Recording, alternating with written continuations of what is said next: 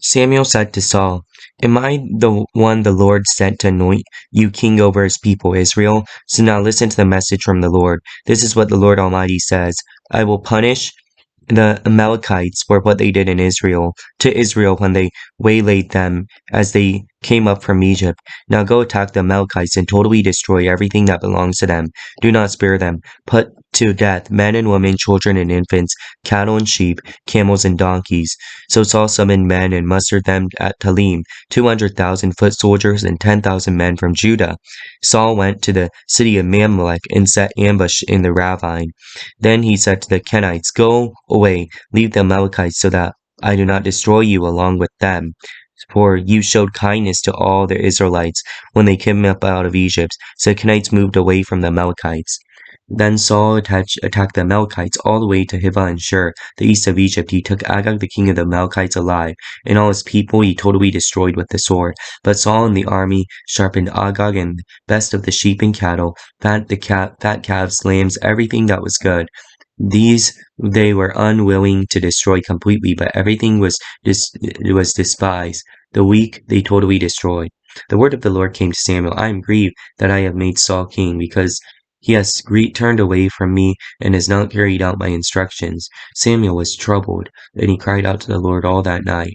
Early in the morning, Samuel got up and went to meet Saul, but he was told, "Saul has gone to Carmel. There he has set up a monument in his own honor and has turned and gone down to Gilgal." When Samuel reached him, Saul said, "The Lord bless you. I have carried out the Lord's instructions." But Samuel said, "What then is this bleating of sheep in my ears? What is the lowing of the cattle that I hear?" Saul answers, "The soldiers brought them from the Amalekites. They spared the best of the sheep and the cattle to sacrifice to the Lord your God, but we totally destroyed the rest." "Stop," Samuel said to Saul. "Let me tell you what the Lord said to me last night." "Tell me," Saul said. Samuel said, "Although you are once small in your own eyes, did you not become the head of the tribes of Israel? The Lord anointed you king over Israel. He has sent you on a mission, saying, 'Go and completely destroy those wicked people, the Amalekites. Make war with them on them until you have wiped them out.' Why did you not obey the Lord? Why did you pronounce on the plunder and do evil in the eyes of the Lord?" "But I did obey the Lord," Saul said. "I went on the mission that the Lord assigned me, and I completely destroyed the Amalekites and brought back Agag their king. The soldiers took sheep and cattle from the plunder, the best of what was devoted to God, in order to sacrifice to God, the Lord your God, at Gilgal." But Samuel replied, "Does the Lord delight in burnt offerings and sacrifices, as much as obeying the voice of the Lord? To obey is better than sacrifice, and to heed is better than the fat of rams. For rebellion is as the sin of witchcraft, and stubbornness as the sin of idolatry. Because you have rejected the word of the Lord, he has rejected you as king." Then Saul said to Samuel, "I have sinned, violated the Lord's command and your instructions. I was afraid of the people, so I gave in to them. Now I beg you to forgive my sin and come back with me, so I may worship the Lord." But Samuel said to him, "I will not go back with you. You have rejected the word of the Lord, and the Lord has rejected you over king in Israel." As Saul turned to leave, Saul caught a hold of his hem of his robe and tore. And Samuel said to him, "The Lord has torn the kingdom of Israel from you today, and has given it to one of your neighbors, to one better than you. He who is the glory of Israel does not lie or change his mind, for he is not a man that he should change his mind." Then Saul said, "I have sinned, but please honor me before the elders of my people before Israel. Come back with me, so I may worship the Lord your God." So Samuel went back with Saul, and Saul worshipped the Lord. Then Samuel said, "Bring me Agag, the king of the Amalekites." Agag came to him confidently, thinking, "Surely the bitterness of death is past." But Samuel said, "As your sword has made woman childless, so will your mother be childless among women." So Samuel put Agag to death before the Lord at Gilgal. And then Samuel left for Ramnah, and Saul went up to his home in Gibeah of Samuel. Until the day Samuel died, he did not go to see Saul again, though Samuel mourned for him, and the Lord was grieved that he had made Saul king over Israel. サミュエルはサウルに言った。主は私を使わして、あなたに油を注ぎ、その民イスラエルの王とされた。今、主の言われることを聞きなさい。万軍の主はこうおせられる。私はイスラエルがエジプトから登ってくる途中、アマレクがイスラエルにしたことを罰する。言って今、アマレクを打ち、そのすべてのものを整絶せよ。容赦してはならない。男も女も、子供も、父の御子も、牛も羊も、ラクダもロバも殺せ。そこでサウルは民を呼び集めた。テライムで彼らを数えると、歩兵2万人、ユラの兵士が1万であった。サウルはアラマレクの町へ行って、谷で待ち伏せた。サウルはケニ人に言った。さあ、あなた方はアマレク人の中から離れて行きなさい。私があなた方を彼らと一緒にするといけないから。あなた方はイスラエルの民がすべてエジプトから登ってくるとき、彼らに親切にしてくれたのです。それケニ人はアマレク人の中から離れた。サウルはハビラからエジプトの東にある州の方のアマレク人を撃ち、アマレク人の王アガグを生け捕りにし、その民を残らず、剣の刃で整絶した。しかし、サウルと彼の民、アガグとそれに、肥えた羊や牛や最も良いもの、小石とすべての最も良いものを惜しみ、これらを整絶するのは拒まず、ただつまらない値打ちのないものだけを整絶した。その時サウルは次のように言葉があった。私はサウルの王に任じたことを悔いる。彼らは私の背を向け、私のことを守らなかったからだ。それでサミュエルは怒り、夜通し主に向かって叫んだ。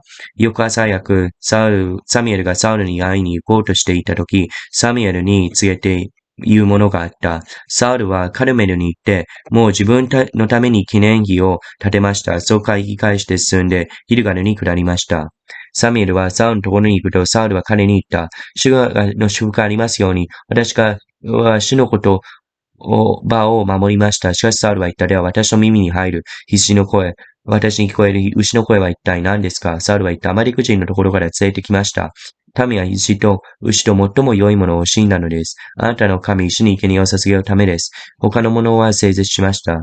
サミュエルはサウルに言った。やめなさい。昨夜主が私に仰せられたことはあなたに知らせます。サウルは彼に言った。お話しください。サミュエルは言った。あなたは自分で小さいものに過ぎないと思ってイスラエルの諸部族の頭ではありませんか。主はあなたに油を注ぎ、イスラエルの王とされました。主はあなたに使命を授けて言われました。行って罪人アマレク人を整絶せよ。彼らを整絶するまで戦え。あなたはなぜ主の御声を聞き従わず、分取り物に飛びかかり、主の目の前に悪を行ったのですか？サウルはサミュエルに答えた。私は主の御声に聞き従いました。主は私に授けられた使命の道を進めました。私はアマレク人のアガブが連れてきて、アマレクを整絶しました。しかし、民はギルガルであなたは神主に生贄を捧げるために整絶すべきものの最上のものとして、分取り物の中から牛と羊を取ってきたのです。するとサミュエルは言った。主は主の御声に聞き従うことほどに、戦勝の生贄を、その他の生贄を、戦勝の生贄や他の生贄を喜ばれるだろうか。見よ、聞き従うことは生贄に勝り、耳を傾けることは、お石や脂肪に勝る。誠に背くことは占いの罪。従わないことは偶像礼拝の罪だ。あなたが主の言葉を退けたので、主もまたあなたを王位から退かれた。サウルはサミュエルに言った。私は罪を犯しました。主の命令とあなたの言葉に背いたからです。私は民を恐れて、彼らの声に従ったのです。どうか今、私の罪を許し、私と一緒に帰らせてください。私は主を礼拝していたします。すると、サミュエルは、サウルに言った。私はあなたと一緒に帰りません。あなたが主の言葉を退けたので、主もあなたをイスラエルの王位から退けられたからです。サミュエルが引き返して行こうとしたとき、サウルはサミュエルの上着の裾を掴んだので、それが裂かれた。サウルは彼に言った。主は今日あなたからイスラエルの王位を引き裂いて、これをあなたより優れたあなたの友に与えられました。実にイスラエルの光栄である方は、偽ることもなく悔いることもない。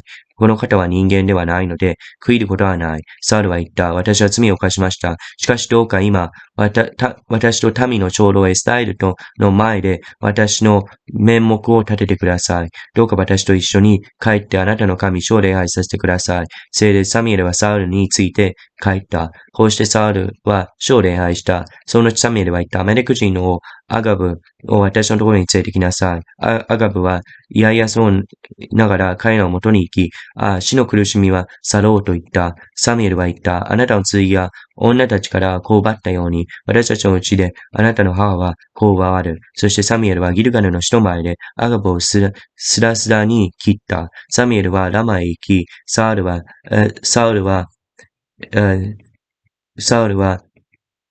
ウルのギブアにある自分の家に行った。サミュエルは死ぬ日まで二度とサウルを見なかった。しかしサミュエルはサウルのことで悲しんだ。しもサウルはイスラエルの王としたことを悔やまれた。